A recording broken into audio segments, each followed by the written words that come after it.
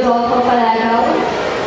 the college president, Mr. Rodolfo G. Romulo, to our beloved mentors, headed by the brilliant principal, Mr. Billy Santos, the college dean, Madam Boniga Siaxi, the principal of Santa Ignacia Academy, Mr. Flor Santos, the principal of Mayangkok High School, Madam Perla Alonzo, the principal of San Clemente High School, Madam Esther Baquilar, the OIC of Elementary Training Department, Mr. Ray Sumawang, the budget officer, Mr. Flor Busto, loving parents, fellow graduates, friends, visitors, good afternoon.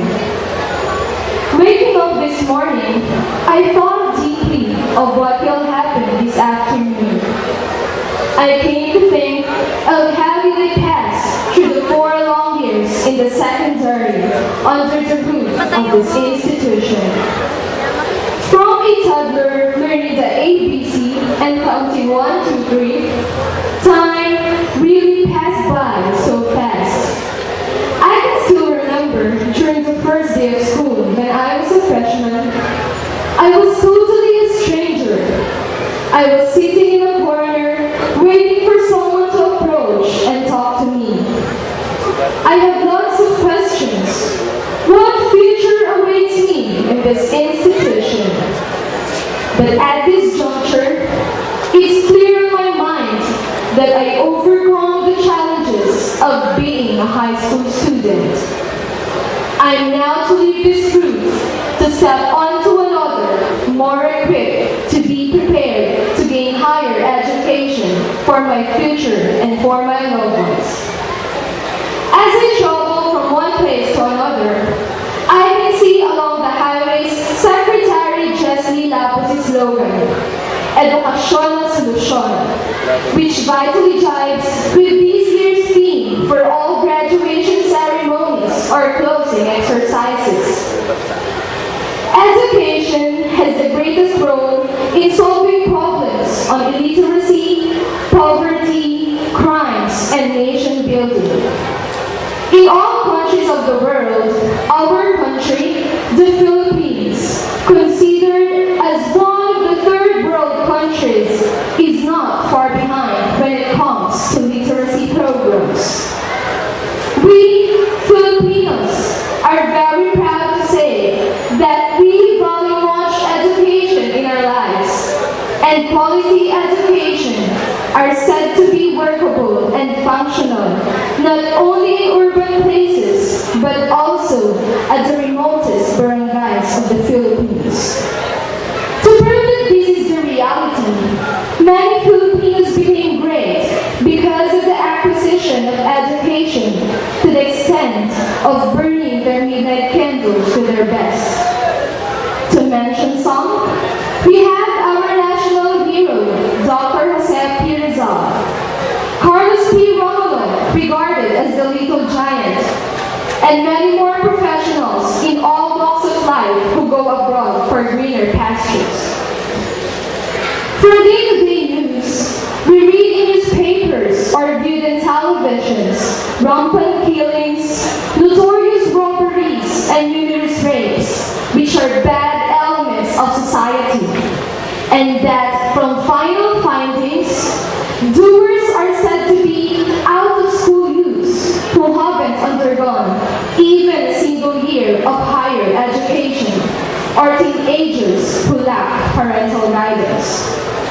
If only these youngsters have gone to schools and properly guided by their parents, I strongly believe that less crimes are committed and we live in a peaceful community. One and the most primordial role of education is that of nation building. A nation is said to be progressive, must be superb in all aspects, like with high income, with healthy populace, and with nationality characterized as God-fearing and God-loving individuals. Fellow graduates, as your sister, please go on studying and be productive citizens in the near future.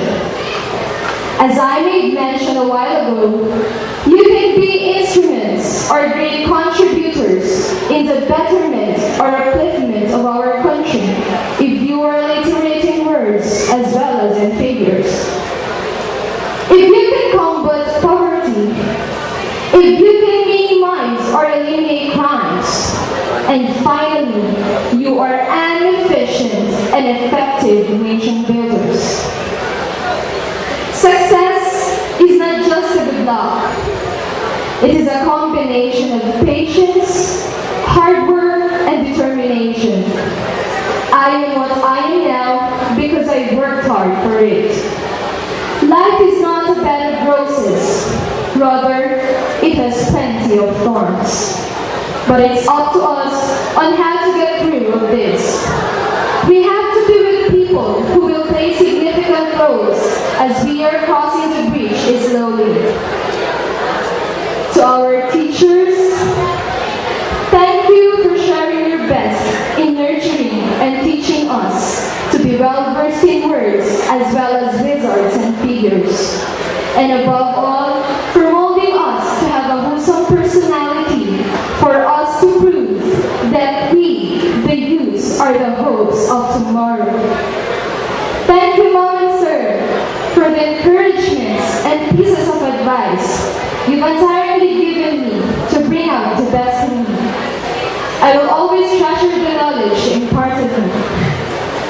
To my fellow graduates and friends, especially the Avengers, thank you for all the good times we shared, loud laughs, and appeasing the corny jokes. We have done our best to make both ends meet. To our loving parents, you are our great inspirations in life. If not because of your undying support in all endeavors, we are not what we are at present. So, we beg you to please continue loving us until such time that we finish a certain course. At this juncture, I want to thank my parents for the support and unquestioned love they are giving me.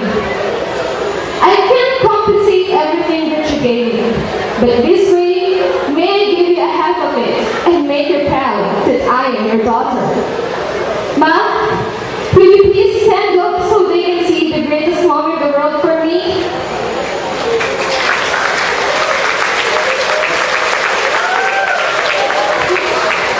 I just want to say thank you, Ma, for being such a good mother who is always there to lift me up.